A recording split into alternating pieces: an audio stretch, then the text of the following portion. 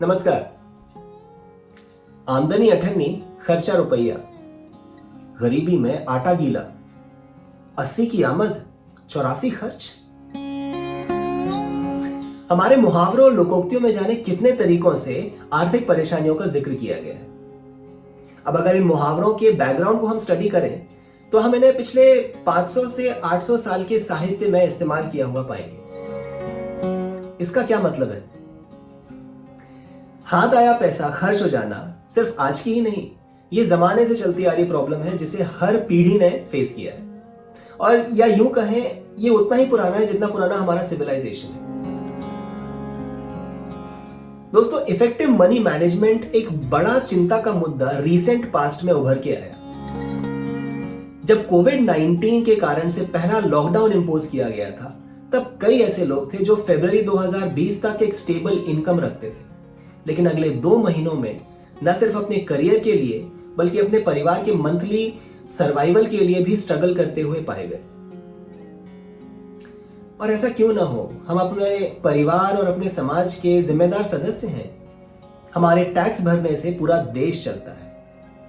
कई बार ऐसा होता है कि महीने के पहले हफ्ते में आते आते तक हम बेसब्री से इनकम का इंतजार कर रहे होते हैं। पैसा आता तो है, लेकिन जरूरी खर्चों में निकल जाता है। जैसे जैसे खर्च होने लग जाते हैं, हमारे उस महीने के प्लान आगे खिसकते जाते हैं। कभी स्कूल की फीस तो कभी दवाइयों के खर्चों में हम हमारे मोबाइल फोन की टूटी हुई स्क्रीन को रिपेयर करने का या फोन बदलने का प्लान अगले महीने को टाल देते हैं, है ना? दोस्तों, हर दशक में समय समय पर कभी आर्थिक तंगी, कभी मार्केट के फ्लक्चुएशंस, बेरोजगारी या महंगाई, इस तरह के मुद्दों को लेकर चर्चा की जाती है। ये मुद्दे बड़े बन जाते हैं। इन मुद्दों के पीछे पर्सनल फाइनेंशियल स्ट्रगल यानी कि व्यक्तिगत आर्थिक संघर्ष छुपा हुआ रहता है। हमें अक्सर ऐसा लगता है कि हमारे देश की फाइनेंशियल कंडीशन ही ऐसी है। कभी जॉब्स की कमी है तो कभी टैलेंट को सही वैल्यू नहीं दी जाती, जिस कारण से हमारी आमदनी भी डेवलप्ड देशों की तुलना में कम है। जो भी हो, इस सब के कारण से फाइनली हमें ऐसा लगता है कि हम पैसा कमाते तो हैं लेकिन बचा नहीं पाते। पर क्या ऐसा सचमुच में है?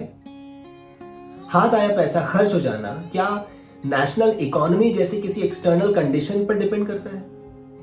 और अगर है भी तो इसका क्या सॉल्यूशन है? किस तरह से इसकी समस्या से निजात पाया जाए? आइए भारतीय संस्कृति या शास्त्रों में छुपे कुछ ऐसे आइडियाज को अनकवर करते हैं जिसमें इस प्रॉब्लम का भी सॉल्यूशन छुपा हुआ है। अगले 5 वीडियोस में मैं आपसे बात करने वाला हूं कहानियों और सूत्रों के माध्यम से। इन कहानियों और सूत्रों को हम उस समय में इसका इस्तेमाल किया गया था, इन्हें बनाया गया था जब भारत की इकोनॉमी पूरी दुनिया की इकोनॉमी का करीब 32 से 35% हुआ करती थी, यानी कि बहुत स्ट्रांग थी।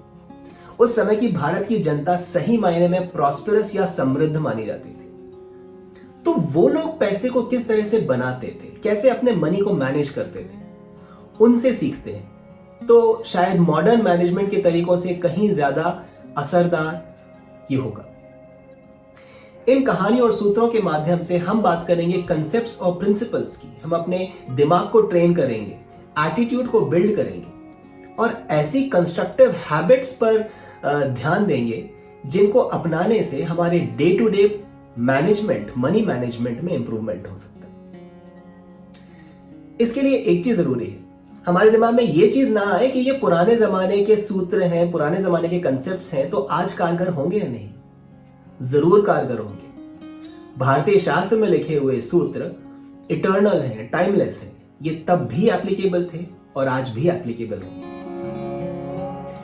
तो क्या आप तैयार हैं हैंड टू माउथ सिचुएशन से प्रॉस्पेरिटी की ओर जाने के लिए? तो आइए मिलते हैं अगले वीडियो में और शुरू करते हैं एक इंटरेस्टिंग कहानी से।